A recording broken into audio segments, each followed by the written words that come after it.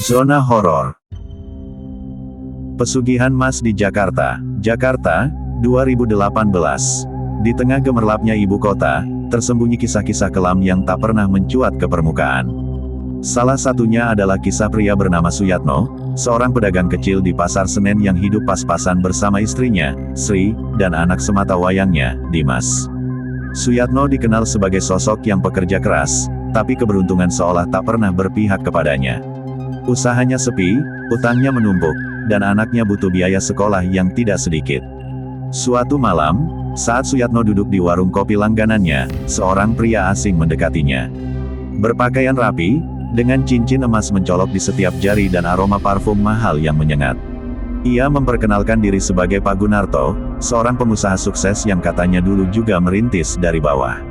"Aku tahu kamu sedang susah, Mas Yatno. Tapi ada jalan, kalau kamu berani," ucapnya sambil tersenyum tipis. Suyatno terdiam. "Jalan apa, Pak?" tanyanya penuh waspada. Pak Gunarto merogoh saku jasnya dan mengeluarkan koin emas kecil yang tampak sangat tua. Di tengah koin itu ada simbol yang aneh, seperti mata yang sedang menatap. Ia meletakkannya di meja dan berkata pelan, "Ini emas dari dunia lain. Tapi tidak semua orang bisa memilikinya. Kalau kamu mau, aku akan perkenalkan dengan seseorang. Tapi ingat, harganya bukan uang." Suyatno mengernyit. "Maksudnya, pesugihan?" jawab Pak Gunarto singkat.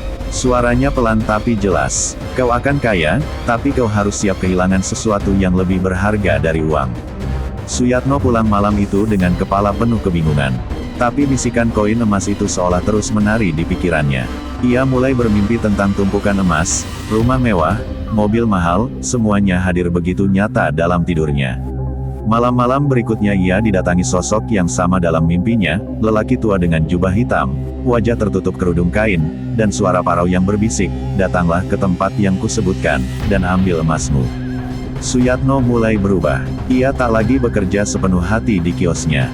Ia mulai diam, termenung, dan setiap malam berdiri di depan cermin, memperhatikan wajahnya sendiri seolah mencari sesuatu yang hilang. Akhirnya, di malam Jumat Kliwon, ia mendatangi tempat yang disebutkan dalam mimpinya, sebuah rumah tua di daerah Cawang, yang konon sudah puluhan tahun kosong. Di dalam rumah itu, bau dupa menyengat, dan dindingnya dipenuhi tulisan aksara kuno yang ia tak mengerti. Di tengah ruangan, duduk sosok berjubah hitam yang sama seperti dalam mimpinya. "Apakah kau siap menerima emas dari dunia lain?" tanya suara itu. Suyatno, dengan mata kosong dan hati yang setengah tergoda, mengangguk pelan.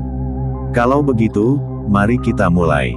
Ruang dalam rumah tua di Cawang itu sunyi, hanya terdengar suara rintik hujan yang pelan memukul genteng berlumut. Suyatno berdiri di hadapan sosok berjubah hitam yang tampak lebih menyeramkan dari mimpi-mimpinya.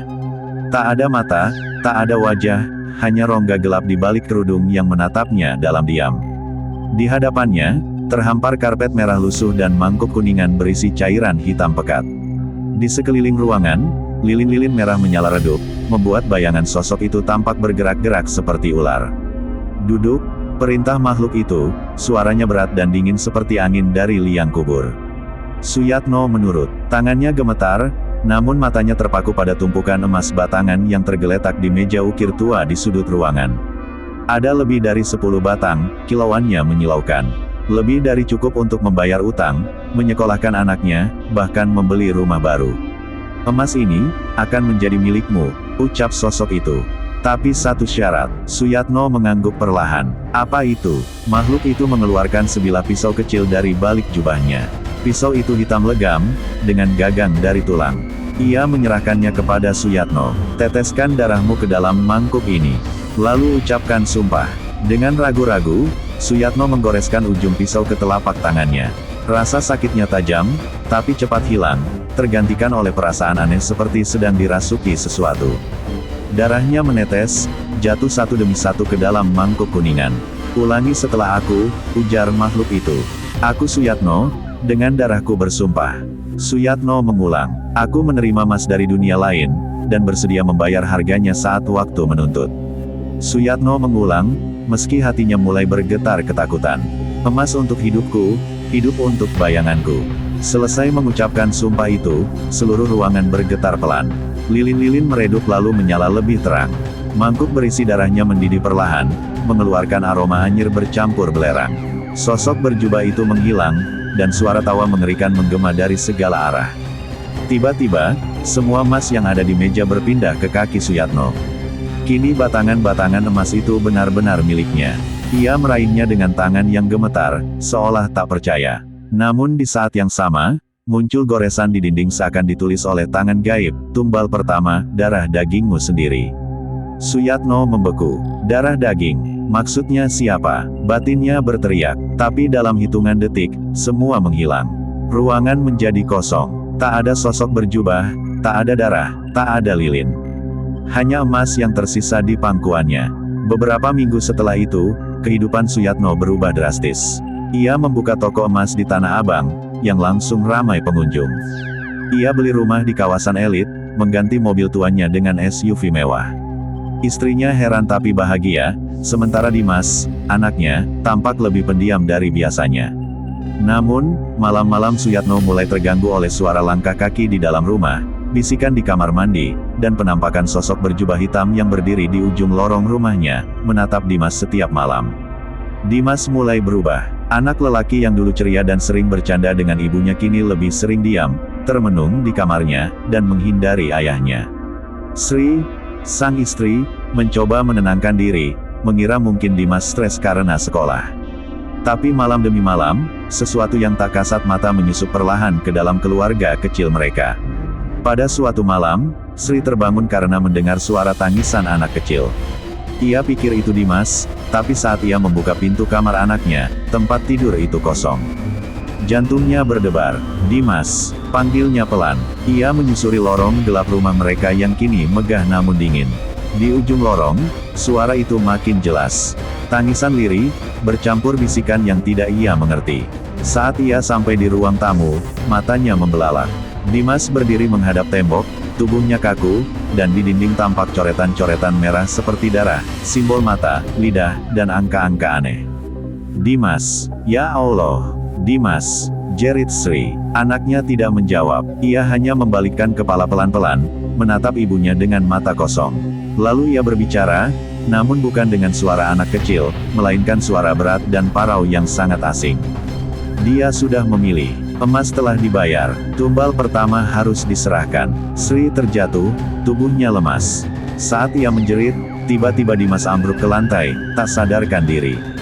Ia memanggil Suyatno yang langsung membawanya ke rumah sakit. Dokter bilang kondisi Dimas aneh. Tidak ada penyakit, tidak ada luka, tapi anak itu seperti kehilangan jiwanya. Tidur terus, tidak mau makan, seolah tubuhnya hidup tapi kosong di dalam. Suyatno mulai panik, tapi jauh di lubuk hatinya, ia tahu, ini bukan sakit biasa. Ini adalah peringatan. Beberapa malam kemudian, Suyatno kembali bermimpi. Ia berada di dalam ruangan yang sama, dengan sosok berjubah hitam yang kini lebih besar dan lebih menyeramkan. Sudah kubilang, ujar makhluk itu, tidak ada emas tanpa darah. Tumbal pertama adalah darah dagingmu. Kalau tidak, emasmu akan menjadi kutukan. Suyatno bersujud, menangis. Tolong, jangan anak saya akan bayar dengan apa saja. Terlambat, jawabnya, emas sudah mengalir ke dalam hidupmu. Kini, nyawa harus mengalir keluar. Ketika Suyatno bangun, ia mendapati Sri duduk di lantai dapur, menangis sambil memeluk tubuh Dimas yang kejang. Mata anak itu terbuka lebar, tapi tak melihat siapapun. Mulutnya mengeluarkan darah hitam, dan saat ambulans datang, Dimas sudah tak bernyawa. Pemakaman Dimas diselimuti hujan dan keheningan. Sri tak henti-hentinya menangis, sementara Suyatno hanya berdiri kaku, wajahnya pucat. Hatinya hancur, tapi ia tahu, ini harga emas itu. Setelah hari itu, Sri jadi linglung. Setiap malam ia duduk di depan kamar Dimas, berbicara sendiri seolah anaknya masih hidup. Kadang ia menjerit, kadang tertawa, kadang menyanyi lagu tidur yang dulu ia nyanyikan untuk Dimas. Dan setiap kali tengah malam tiba, Suyatno selalu mendengar langkah kaki kecil di lorong, seperti suara Dimas, berlari-lari kecil, memanggil, "Ayah, ayah." Hujan deras mengguyur Jakarta malam itu, seolah langit ikut berduka atas kematian Dimas. Namun bagi Suyatno, hujan bukan lagi pertanda kesedihan biasa. Setiap tetesnya kini seolah membawa bisikan dari alam lain, bisikan nyaring, menusuk kepala, dan memanggil-manggil nama anaknya dalam nada yang tak manusiawi. Sri tak lagi bisa diajak bicara. Ia hanya duduk di kursi ruang tamu setiap malam, matanya kosong, sesekali tersenyum ke arah lorong gelap, seolah Dimas masih berdiri di sana. Suatu malam, ia bahkan membuka pintu kamar Dimas dan tidur di dalamnya, sambil menyanyikan lagu Nina Bobo dalam gumaman lirih yang melengking dan menakutkan. Suyatno merasa perlahan kehilangan segalanya. Tapi di saat bersamaan, tokonya makin ramai. Emas-emasnya laris manis, pelanggan berdatangan dari berbagai kota. Rekeningnya membengkak, bahkan ia mulai diliput oleh media lokal sebagai pengusaha emas muda yang inspiratif. Namun di balik semua itu, ada harga yang kini terus menagih. Malam itu, sekitar pukul 2 dini hari, Suyatno terbangun karena suara langkah berat di dalam rumah. Langkah itu lambat, menyeret, seperti seseorang yang kesakitan. Ia membuka matanya, dan mendapati lampu kamarnya padam. Hanya remang bulan yang masuk dari jendela.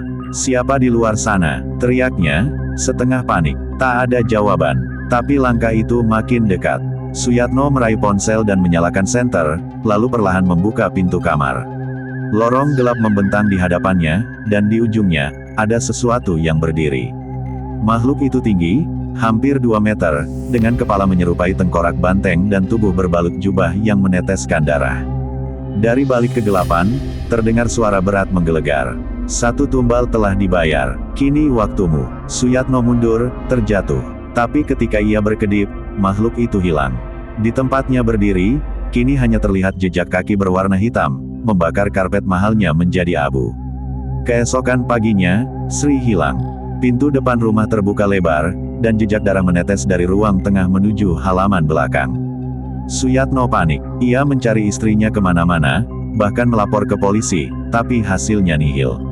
Malamnya, ketika ia kembali ke rumah, aroma busuk tercium dari kamar mandi belakang. Saat ia membuka pintu, dinding kamar mandi dipenuhi tulisan merah darah. "Kau tidak bisa berhenti, kutukan ini akan mengambil segalanya." Dan di bawah wastafel, tergeletak cincin kawin Sri, patah 2, dilumuri darah segar.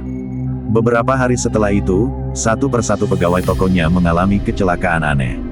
Ada yang tertabrak truk saat pulang malam, ada yang ditemukan tewas gantung diri di kamar kos, dan ada satu yang hilang saat mengantar pesanan keluar kota.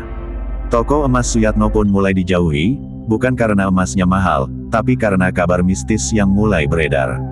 Toko emas Suyatno bawa sial, ada setan di sana.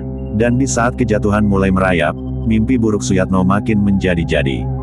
Ia selalu bermimpi tentang lorong panjang penuh cermin, di mana setiap pantulan menunjukkan dirinya sedang berdarah, menjerit, dan diseret oleh tangan-tangan hitam yang keluar dari bayangan.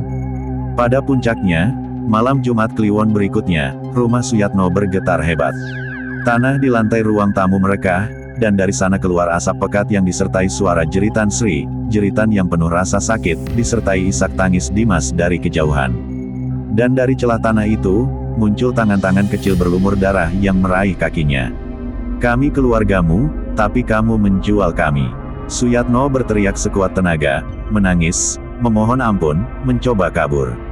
Tapi tangan-tangan itu menyeretnya ke lantai, membuat tubuhnya jatuh terjerembab dan wajahnya membentur lantai marmer. Dan saat ia menoleh, ia melihat sosok berjubah hitam berdiri tegak di hadapannya, sekarang sudah memiliki wajahnya sendiri, namun membusuk dan penuh luka. "Tumbal kedua telah dipenuhi, sisa milikmu, akan kami ambil perlahan." Suyatno pingsan dengan tubuh berlumuran darah dan bisikan-bisikan dari dunia gaib mengelilinginya. Sejak malam Jumat Kliwon itu, Suyatno tidak pernah lagi sama. Wajahnya pucat, tubuhnya kurus, dan matanya cekung bagai seseorang yang tak tidur berhari-hari. Rumah megahnya kini seperti rumah hantu, berlumut, berdebu, dan sepi. Para tetangga menghindar, tukang sayur tidak lagi lewat depan rumahnya, dan suara azan pun seperti tak pernah sampai ke dalam dinding itu. Setiap malam, Suyatno duduk di depan cermin besar di ruang tamunya. Cermin itu dulunya hiasan mahal dari Prancis, tapi kini retak di beberapa sisi, dan anehnya, setiap bayangan yang muncul tak pernah sesuai geraknya. Kadang ia duduk diam, tapi bayangannya tersenyum menyeramkan. Kadang ia menangis, tapi bayangannya tertawa lebar, menunjukkan gigi-gigi runcing tak manusiawi. Ia mulai bicara sendiri, berbisik, berdebat dengan entitas yang hanya ia lihat. Terkadang tertawa keras, lalu menangis sesenggukan sambil mencakar wajahnya sendiri. Namun malam itu, ada yang berbeda. Sebuah suara yang lebih lantang dari biasanya muncul di dalam kepalanya, dan kini menggema di seluruh rumah. Waktumu habis. Emas terakhir akan ditarik. Suyatno berlari ke kamar, membuka brankas yang terkunci rapat. Di dalamnya masih tersisa 2 batang emas terakhir. Kilauannya masih sama, tapi kini terasa berat. Berat seperti mayat. Ia menggenggamnya, memeluknya, lalu berteriak. Ini milikku. Kalian sudah ambil istri dan anakku. Biarkan ini padaku. Tapi emas itu mulai mencair. Ya, mencair. Seperti lilin yang dipanaskan, emas itu berubah menjadi cairan pekat, berwarna kehitaman, dan mulai mengalir ke lantai. Dari genangan itu, muncul tangan-tangan hitam seperti malam Jumat itu, tapi kali ini, bukan hanya tangan anak kecil, tapi tangan-tangan orang dewasa, dengan kuku panjang dan darah menetes-netes. Mereka meraih kakinya, menarik tubuhnya perlahan ke dalam genangan emas cair yang kini berubah menjadi kolam kental dan panas. Suyatno menjerit, "Ampuni aku menyesal, aku tidak tahu ini akan begini.